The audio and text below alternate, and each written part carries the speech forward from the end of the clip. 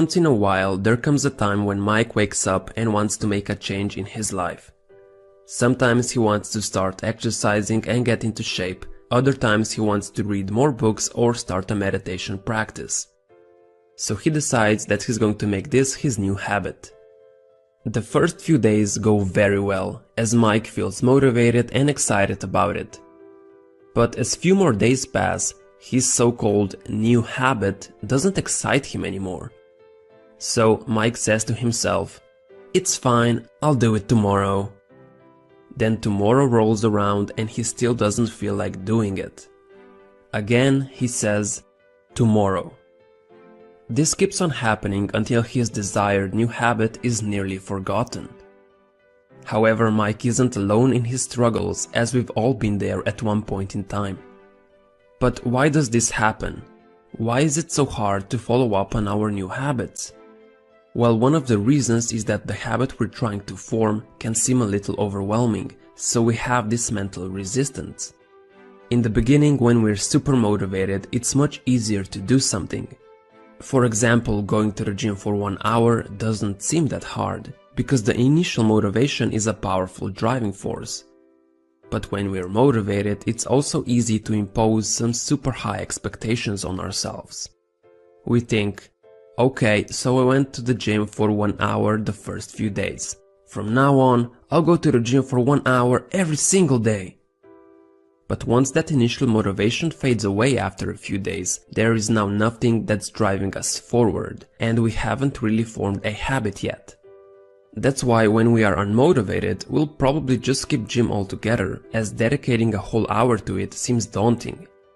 So instead of relying on motivation to push us forward, we should focus on making our new habit an actual habit. Let me explain what I mean by introducing you to the 2-minute rule. When the expectation is to read the whole book, meditate for 1 hour, or run 10 miles, your habit can be quite hard to start. Most of the tasks that you procrastinate on aren't actually difficult to do. You just avoid starting them because you make them seem so. The idea of the 2-minute rule is to trick your brain into thinking that the habit you're about to do isn't hard. So what you want to do is break that big habit down into a small 2-minute version of it. Your goals obviously can't be completed in 2 minutes, but every habit can be started in that time. And once you start doing something, it's much easier to continue with it. For example, want to make reading your new habit? Use the 2-minute rule and read just 1 page of a book. Just one. After that you can stop reading, but you have to do it for a minimum of 2 minutes. The end goal might be to read the whole book, but the expectation should be just to start reading, no matter how little. People often think that reading 1 page is pointless, but a new habit should not feel like a chore, or you'll start to despise it. The actions that follow can be challenging, but the first 2 minutes should be easy. The point of any habit is to make it a habit in the first place. You're not expected to do it to a maximum degree until you collapse of exhaustion. So first, you need to train yourself to just start by taking the most simple baby steps. Once you start, it's so much easier to just continue because that mental resistance is now gone, and you are already doing the habit you wanted to. Using the 2-minute rule, your goals should change to something like this. Become a writer becomes write just 1 sentence. Floss all my teeth becomes floss 1 tooth. Run 3 miles becomes put on my running shoes and go outside. All of these things are easy to do, however they are super important as they are what gets you started. You can't write a book if you can't even write a single sentence. Neither can you be an athlete if you can't put on your running shoes. But even if it's just 1 word or just a walk around the block, it's more than nothing. And more importantly, what you're doing is you're forming and reinforcing the habit.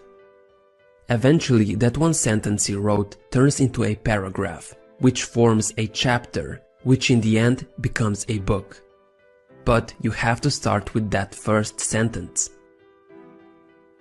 Let me give you an example of how I use the 2-minute rule in my own life. I've always wanted to play the piano, so I bought myself one. For the first week I was excited and motivated to play, so practicing wasn't a problem. But when that beginner's motivation faded, I started playing less and less. However, I took notice of this, so I set myself a goal to practice every day for 1 hour. Again, for the first few days it sparked some new enthusiasm and I started playing again. But just like before, the motivation eventually waned and the piano started gathering dust. Even if I wanted to play, my brain really disliked the thought of doing 1 hour of grueling practice, so it became much easier to just avoid it altogether. This is when I realized that my high expectations are preventing me from even starting. I thought that whenever I played the piano, I had to practice for at least 1 hour. But because of that mentality, I wasn't practicing at all. However, after applying the 2-minute rule, my goal changed dramatically. I changed my objective into a new one. Play anything on the piano for just 2 minutes. That's it.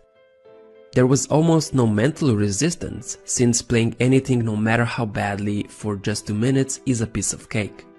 And my brain also liked the idea of doing something so simple. But the real magic was that it was much easier to continue practicing for longer after that. I mean, I was already sitting there and playing. Why not just keep on going?